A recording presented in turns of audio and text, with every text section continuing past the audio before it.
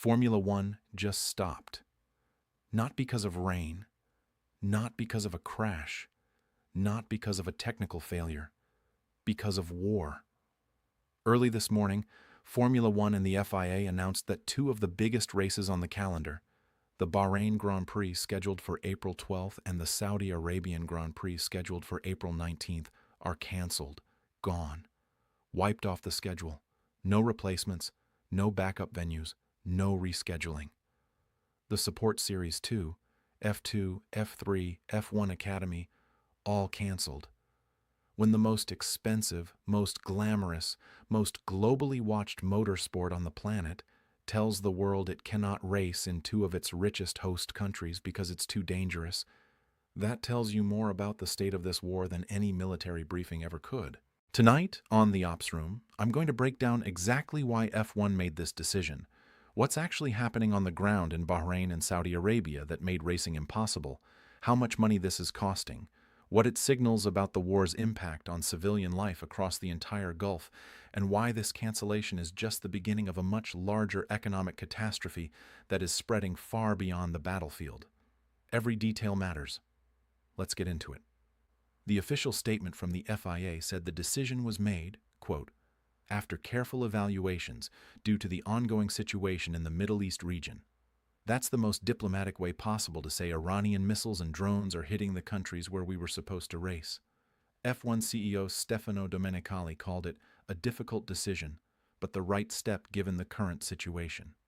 FIA President Mohammed Ben Sulayem added, Bahrain and Saudi Arabia are incredibly important to the ecosystem of our racing season, and both host countries accepted the decision gracefully.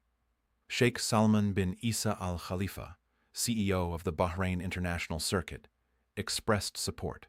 Saudi Arabia's HRH Prince Khalid bin Sultan Al Abdullah Al Faisal said the kingdom, quote, respects F1's 2026 calendar decision and emphasized their continued partnership with Formula One.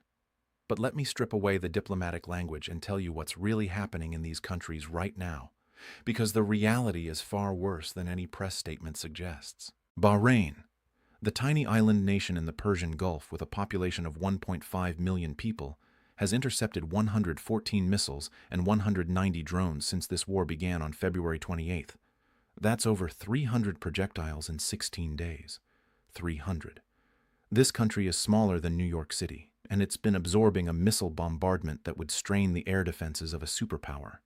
The Bahrain International Circuit, where F1 was supposed to race, sits in Sakhir, in the southern part of the island. The U.S. Fifth Fleet headquarters at Fujairah base is in the northern part of the same island.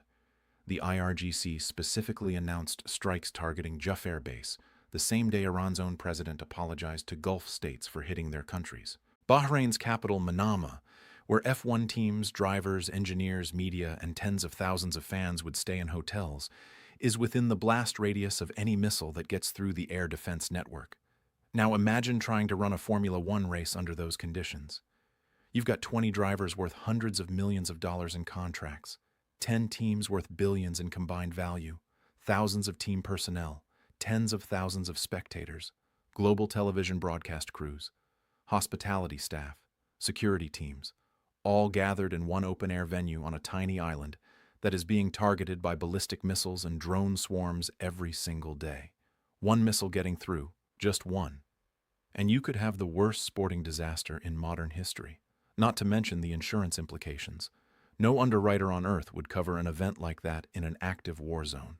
And Saudi Arabia is in the same situation. The Jeddah Corniche circuit, where the Saudi Grand Prix was supposed to take place, sits right on the Red Sea coast. Saudi Arabia has been intercepting Iranian drones over its eastern province, the region where Saudi Aramco's most critical oil infrastructure is located. A ballistic missile was intercepted heading toward Al-Kharj, south of Riyadh, which houses the Prince Sultan Air Base. Dozens of additional drones were shot down across Saudi airspace on Friday alone. Iran's armed forces have explicitly threatened to turn Saudi Aramco's $2 trillion of infrastructure into, quote, a pile of ashes. The Saudi Arabian Grand Prix already had a near miss with war in 2022. During the first practice session at the Jeddah circuit, A Houthi missile attack struck an Aramco fuel storage facility just miles from the track. Drivers could see the smoke and flames from the circuit. There was a 4-hour crisis meeting where several drivers, including Lewis Hamilton and Max Verstappen, reportedly wanted to withdraw. The race ultimately went ahead, but that was one missile strike from a Houthi militia during a regional proxy conflict. This is a full-scale war with Iran launching ballistic missiles directly at Saudi territory. The scale is incomparable. And here's the part that F1 fans need to understand. The cancellation wasn't just about safety on race weekend. It's about the entire logistical chain that makes a Grand Prix possible.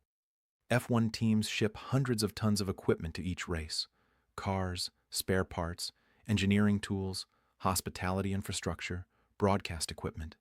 That equipment travels by cargo aircraft and container ships. Right now, the Strait of Hormuz, the waterway connecting the Persian Gulf to the open ocean, is effectively closed. Ship traffic has come to a virtual halt.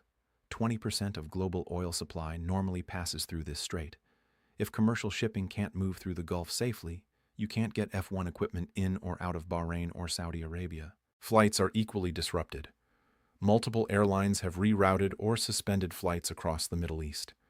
Airspace over Iran, Iraq, and parts of the Gulf is restricted or closed. Australia has ordered all citizens to evacuate the entire region. The U.S. State Department ordered non-emergency personnel out of Oman. Getting F1 teams, with their hundreds of personnel, safely into and out of Gulf countries during an active missile war is a logistical impossibility. The financial impact is staggering. Bahrain and Saudi Arabia pay some of the highest hosting fees in Formula One.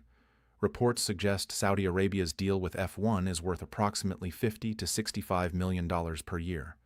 Bahrain's hosting fee is estimated at $40 to $50 million annually. Combined, that's roughly $100 million in hosting fees alone for these two races. Add in ticket sales, hospitality packages, sponsorship activations, tourism revenue, hotel bookings, and local economic activity.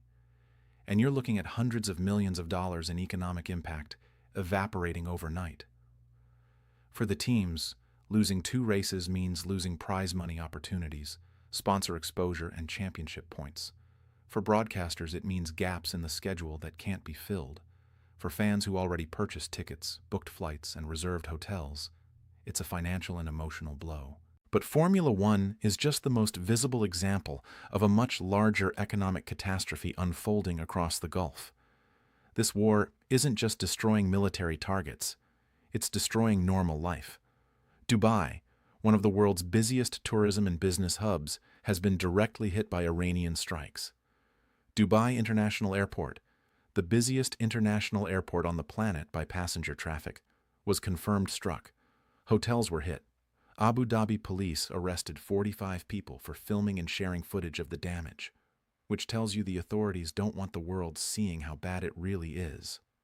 Qatar, host of the 2022 FIFA World Cup, one of the wealthiest countries per capita on Earth, evacuated parts of its capital city Doha after 2 ballistic missiles were intercepted overhead.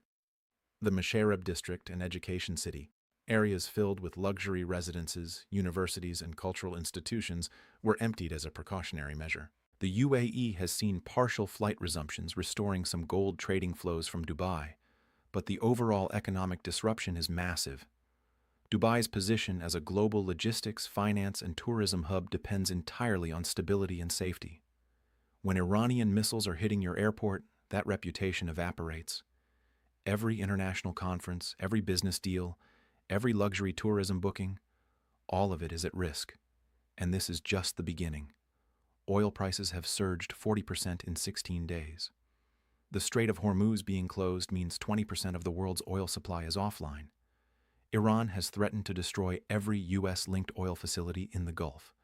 If Saudi Aramco, $2 trillion of infrastructure, gets hit, analysts warn oil could spike to $200 a barrel. That means global inflation, fuel shortages, airline groundings, manufacturing shutdowns, and recession. Gulf states are furious. Regional sources describe mounting resentment at being, quote, drawn into a war they neither initiated nor endorsed. Prominent Emirati businessman Khalaf al-Habtour publicly demanded to know whether the U.S. considered regional consequences before launching strikes on Iran. These countries didn't start this war. They didn't choose this war. But they're paying for it, with their airports, their hotels, their economies, and now their biggest sporting events. The F1 cancellation is also historically significant. Formula One has only canceled races due to conflict a handful of times in its 76-year history. The Bahrain Grand Prix was canceled in 2011 during the Arab Spring protests. Races were affected during various geopolitical crises. But canceling 2 consecutive Middle Eastern races with no replacement, that's unprecedented in the modern era of the sport. The FIA statement specifically said, quote, "Several alternatives were considered, but it was ultimately decided that no substitutions will be made in April. They didn't even try to move the races to other circuits. The disruption was too large, the timeline too compressed, the logistics too complex. And this decision sends a signal far beyond motorsport. Formula One is the canary in the coal mine for the entire Gulf economy. If F1, with its billions of dollars, its global reach, its relationships with Gulf sovereign wealth funds, decides it's too dangerous to operate in Bahrain and Saudi Arabia, what does that tell every other business, every other event organizer, every other international institution? The Dubai Expo, the Abu Dhabi Grand Prix later in the year, the Qatar Open tennis tournament, international conferences, trade shows, concerts, diplomatic summits, everything that Gulf states have spent decades and hundreds of billions of dollars building their reputations around is now in jeopardy. The Gulf states' entire economic diversification strategy, their plan to move beyond oil dependence by building tourism, finance, entertainment, and technology hubs, depends on the world seeing them as safe, stable, modern destinations. Iranian missiles hitting Dubai airport destroys that narrative overnight. F1 canceling races because it's too dangerous confirms it publicly on a global stage. And while Formula One deals with cancellations, the war itself continues escalating. The U.S. obliterated more than 90 military targets on Karg Island, Iran's oil export hub.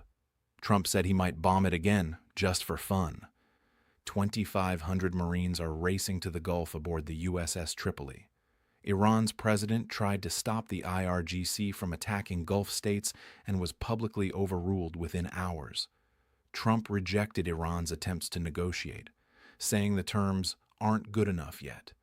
Iran's supreme leader may be dead. The IRGC is operating without political oversight. Israel is preparing its largest Lebanon invasion since 2006. 15,000 targets have been struck inside Iran, 1,444 dead, 3.2 million displaced.